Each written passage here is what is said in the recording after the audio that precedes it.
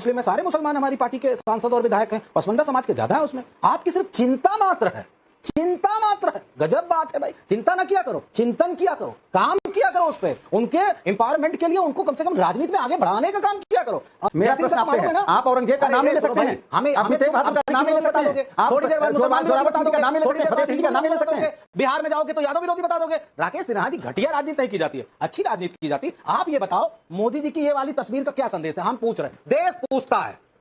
रुक जाओ, एक मिनट, बीच में नहीं फैज खान, बीच में नहीं। अभी बहुत सारे सवाल पूछे, उनके जवाब ले लो, इतना याद रखना। पिक्चर चालू करो बे। लेकिन आज पहला सवाल मनोज यादव जी को, जो समाजवादी पार्टी के प्रवक्ता हैं और बहुत दिनों बाद आज हमारे शो में, सवाल पब्लिक का शो में आज जुड़े हैं। मनोज यादव जी, कुंभ में कि धर्म और कैबिनेट मीटिंग कुंभ के स्थान पर नहीं होनी चाहिए, ये शोभा नहीं देता। धर्म को अलग रखना चाहिए किसी भी और कार्य से, और रामलला के यहाँ जाना भी आपको सही नहीं लगा, आप अब तक गए नहीं, धर्म और राजनीति को अलग रखा हुआ है। तो फिर ये मस्जिद की मीटिंग किस बात की थी? ये मस्जिद में जो बैठकर चर्चा हो रही है, इबादत नहीं, इस पर लोग सवाल पूछ रहे हैं, क्या है जवाब? बिल्कुल नाविका जी, नमस्कार। आपका बहुत बहुत आभार, धन्यवाद कि आपके शो का मैं हिस्सा बना और आपके तीखे सवालों का कोशिश करूंगा तीखा जवाब दूं।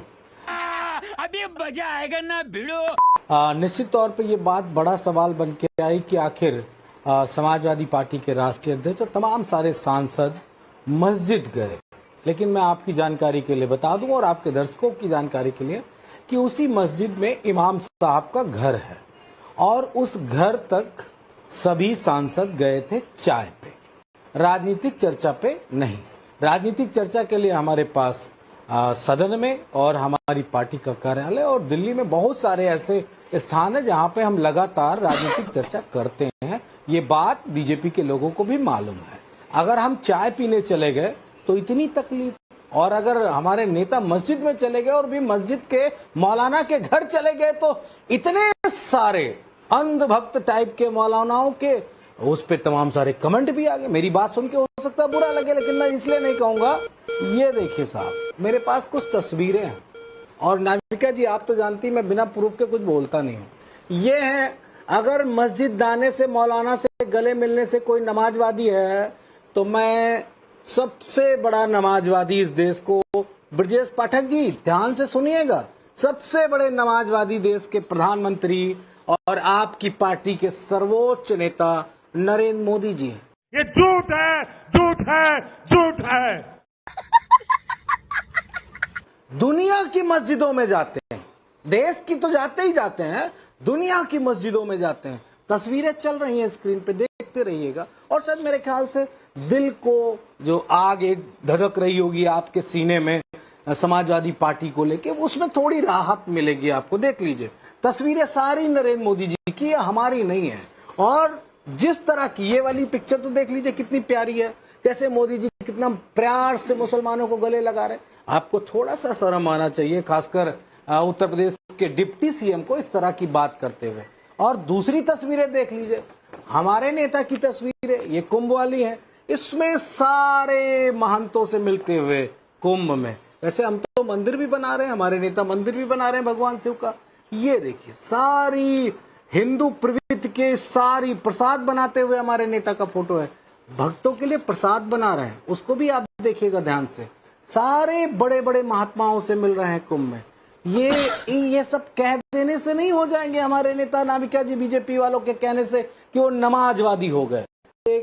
अगर हिम्मत हो बीजेपी के नेताओं के अंदर, वो तो कोई गुरु का मंदिर पे कब्जा करे बैठा है, गुरुजी ने बनवाया था, कोई और तरीकों के मंदिर पे कब्जा। चलिए, कम से कम आप ये तस्वीरें दिखाकर इतना तो मानेंगे कि कम से कम बीजेपी मुसलमानों को मोहब्बत करती है, प्यार करती है, ये तो मानेंगे ना कि नहीं।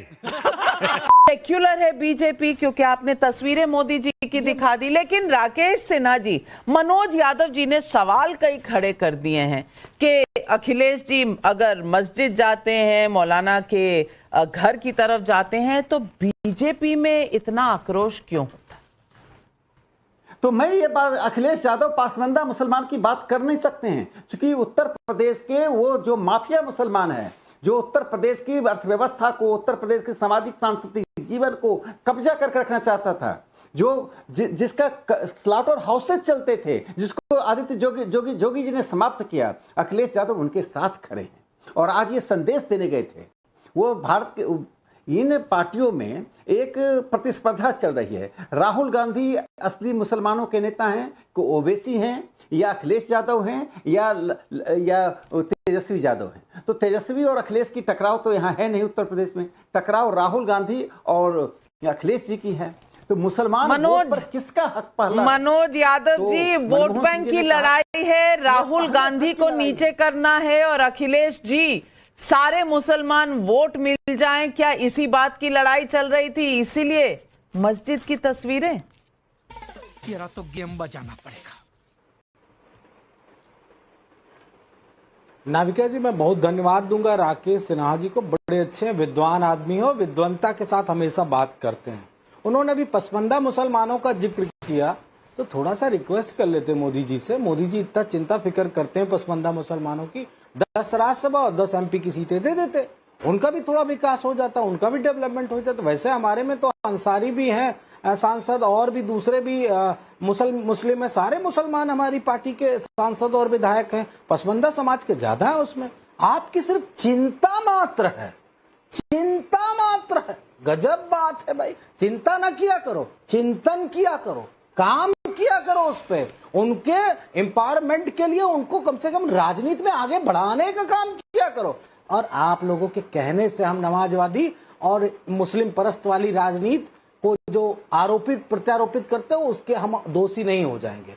हमारा संविधान हमको ये राइट देता है। राकेश सिन्हा जी, आप पढ़े लिखे आदमी, इसीलिए पुनः याद दिला रहा हूं, हमारा संविधान हमको ये राइट देता है कि हिंदू, मुस्लिम, सिख, ईसाई आपस में सब भाई भाई और सबको बराबर अधिकार। तो फिर कुंभ में इतनी तकलीफ क्यों थी? ये सवाल तो जनता पूछेगी ना। कुंभ में तकलीफ थी, मस्जिद जाने में तकलीफ नहीं है, रामलला के दर्शन करने में तकलीफ है, मस्जिद जाने में तकलीफ नहीं है। झूठ पे झूठ बोलती जा रही है, शर्म नहीं आती? दलाल! राकेश सिन्हा जी, ये मनोज यादव जी कह रहे हैं कि वो ज्यादा शुभ चिंतक हैं, आप कम शुभ चिंतक हैं। जवाब दीजिए। पिक्चर देखिए, ये देखिए अखिलेश जी बैठे, देखिए मैं एक छोटा सा सवाल पूछना चाहता हूं। 2014 में सत्ता में आने के बाद प्रधानमंत्री जी ने जो दो निर्णय लिए हैं, वो निर्णय मैं बताता हूं। पहला निर्णय लिया था कि जो गुरु गोविंद सिंह जी के जो नाबालिग 2 बच्चों की, जोरावर सिंह जी और फतेह सिंह जी की शहादत हुई थी, वो वीर बाल दिवस के रूप में मनाया जाता है। अखिलेश यादव जी सिर्फ वीर बाल दिवस को अपना लें, ये राष्ट्रीय दिवस है। गुरु गोविंद सिंह जी का संबंध राष्ट्रीय स्वयंसेवक संघ से नहीं था, तब संघ नहीं बना था। तब हिंदू समाज में वो सिख धारा ने इस समाज की रक्षा करने के लिए जो त्याग किया, गुरु तेग बहादुर सिंह के बलिदान पर अखिलेश जी क्या बोलेंगे? आज समाजवादी पार्टी के प्रवक्ता बोले कि औरंगजेब ने जो उनकी जो हत्या की, जो शहादत हुई, वो गलत थी, वो निंदा करके दिखा दी। बता दीजिए नहीं। मनोज यादव जी, चैलेंज है आपको, जवाब दीजिए। बोलने मैं तुम्हें अभी समझाता हूं। तैयार नहीं होंगे।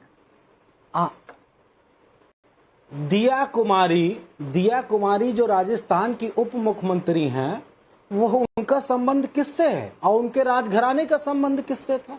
किन मुगलों से था? अरे पहले उनको हटाओ, फिर हमसे सवाल पूछो भाई। हम कौन से धर्म को नहीं मानते जो आप सिख धर्म को सामने खड़ा करके इस तरह का मैं दिया कुमारी जी को नहीं जानता हूं। मेरा प्रश्न आपसे है। हटाओ दिया सिंह को। मेरा प्रश्न आपसे है। सिंह को हटाओ ना। मेरा प्रश्न आपसे है। आप औरंगजेब का नाम नहीं ले सकते हैं, हमें तेग बहादुर का नाम नहीं ले सकते हैं, आप थोड़ी देर बाद जोरावर सिंह जी का नाम नहीं ले सकते हैं, फतेह सिंह जी का नाम नहीं ले सकते हैं। बिहार में जाओगे तो यादव विरोधी बता दोगे।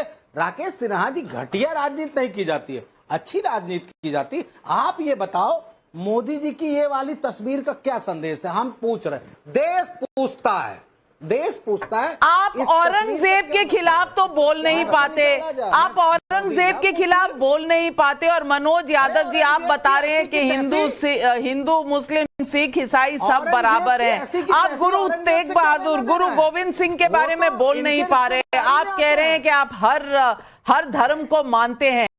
ये बिक गई है। ये बड़ी अच्छी बात कही आप। अगर राष्ट्रगान गाया जाए, अगर हमारे देश में राष्ट्र के नारे लगाए जाए मस्जिद में, तब तो आपको आपत्ति नहीं होगी। और ये एक तरफा सेक्युलरिज्म कहां से? जवाब दीजिए फैज खान साहब। देखिए, फैज खान जी जो बिना सांस लिए इतनी बातें कह गए जल्दी जल्दी, इनका मैं बड़ा स्वागत करता हूं, लेकिन एक सवाल का जवाब दे दीजिएगा जरूर। मेरा बड़ा लाखों रुपए का सवाल है, जितनी ये कवायद पड़ गए इतने सेकंडों में, क्या कभी मुसलमानों पे जब अत्याचार योगी आदित्यनाथ से लेके पूरी भारत सरकार करती है, अभी थोड़ी देर पहले तो मोदी जी गले लगा रहे थे मुसलमानों को, यही दोहरा चरित्र सामने आ गया आपका। रुक जाओ, एक मिनट, बीच में नहीं फैज खान, बीच में नहीं। अभी बहुत सारे सवाल पूछे, उनके जवाब ले लो, इतना याद रखना। और अभी आप ज्ञान दे रहे थे, मैंने सबसे पहले ओपनिंग रिमार्क्स में कहा कि जो सांसद गए थे वो मस्जिद में नहीं, इमाम साहब के घर गए थे। आप ये बताओ कि जो कुरान है, कुरान के किस पन्ने पे लिखा है कि किसी इमाम के घर कोई व्यक्ति, राजनीतिक व्यक्ति नहीं जा सकता है? अगर इतना ज्ञान, अरे मस्जिद में भी जा सकता है, पर इबादत के लिए जा सकता है, मंदिर में भी जा सकता है। हम नहीं कहेंगे। आपके लोगों ने किस आधार पर हमको काफिर और आरएसएस का दलाल कहा, ये बताओ। हम लोग जब राम मंदिर की प्राण प्रतिष्ठा में गए थे तो बुरा लगा।